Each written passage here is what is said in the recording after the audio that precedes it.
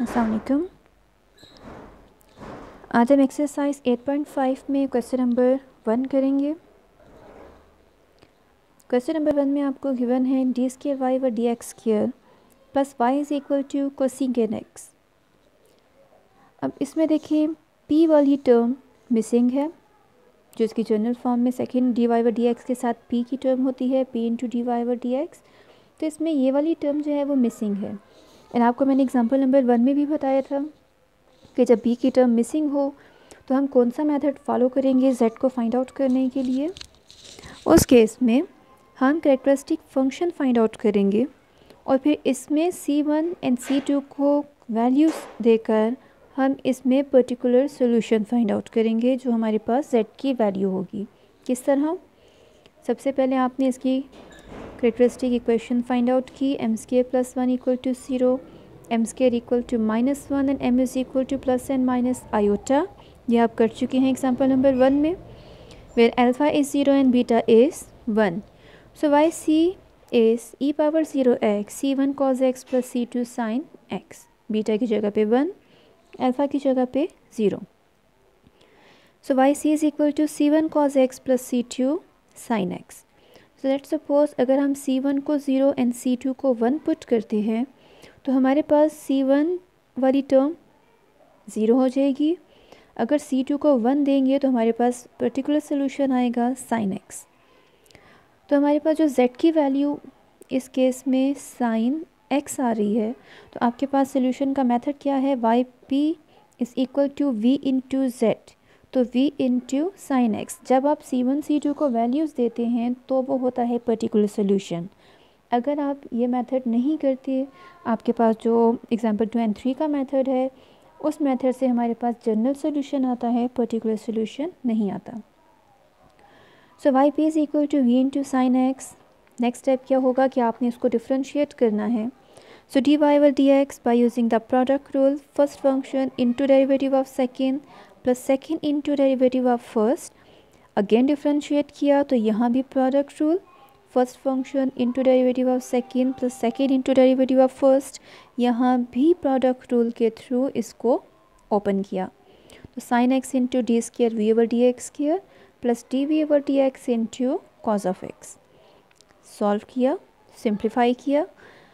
अब इन वैल्यूज़ को D square Y over D X square and Y, इन वैल्यूज़ को रिप्लेस कर दिया अपने गिवन क्वेश्चन में।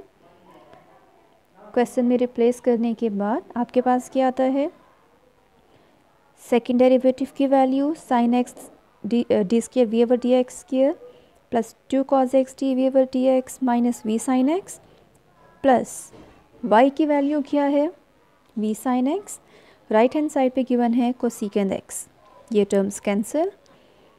रिमेनिंग टर्म्स में आपने क्या करना है? जहाँ पर D V over D X आता है वहाँ पे पी पुट करें, जहाँ पे D square V over D X square आता है वहाँ पे D P over D x को रिप्लेस कर दें, और इसका कोफिशिएंट हमारे पास 1 के इक्वल होना चाहिए।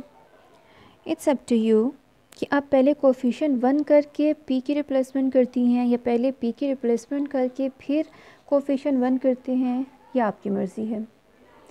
जब हमने इनकी वैल्यूज़ को रिप्लेस किया, अब इसका कोफिशिएंट 1 होना चाहिए, तो dividing each term by sine x, ये 1 हो गया।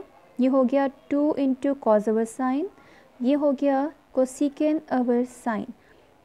कोसेकेंड ओवर साइन बेसिकली क्या है? 1 over sine X into cosecant भी 1 ओवर साइन एक्स के ही इक्वल है। तो यहाँ इसको सिंप्लीफाई करके 1 ओवर साइन स्क्वायर एक्स कर लें तो भी ठीक है, आगे करते हैं तो भी ठीक है। इंटीग्रेटिंग फैक्टर आपके पास क्या है? E power integral of this function which is 2 into cos X over sine X. अब देखिए नीचे फंक्शन गिवन है साइन एक्स, ऊपर उसका डेरिवेटिव गिवन है कॉज एक्स, तो इसका इंटीग्रल क्या होगा? Log into that function log into sine x.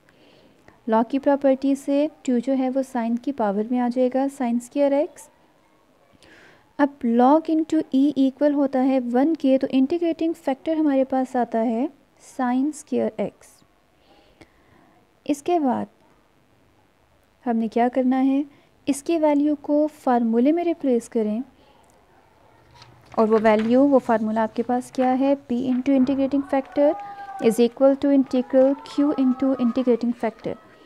So p into integrating factor is equal to integral q into integrating factor plus any constant number.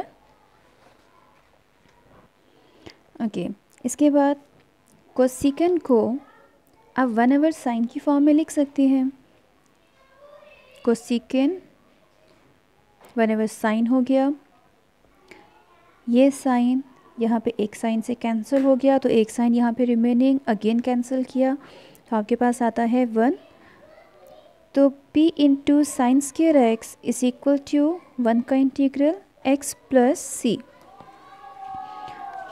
तो p into sine square X is equal to X plus C. p को again आपने value दी dv/dx. Sine square X right hand side पे आके divide हो जाएगा.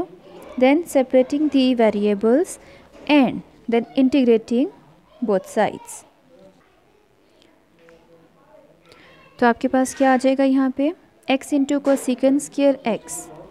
अब x into cosecant square X का इंटीग्रल होगा by integration by parts. First function into integral of second minus derivative of first into integral of second plus c1 cosecant square का integral minus cotangent plus any constant number.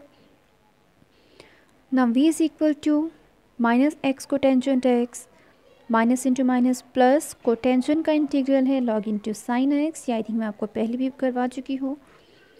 Cotangent किसके equal होता है, cos अवर sine x. नीचे function given है, ऊपर उसका derivative given है, तो इंटीग्रल क्या हो जाएगा, log of that function log of sine x. Okay minus c1 into cotangent x plus c2.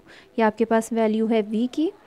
इस वैल्यू को रिप्लेस कर दें y is equal to v into sine X की पर्टिकुलर सोल्यूशन में. तो v की complete value into sine X को अंदर आपने मल्टीप्लाई कर लिया हर एक टर्म पे.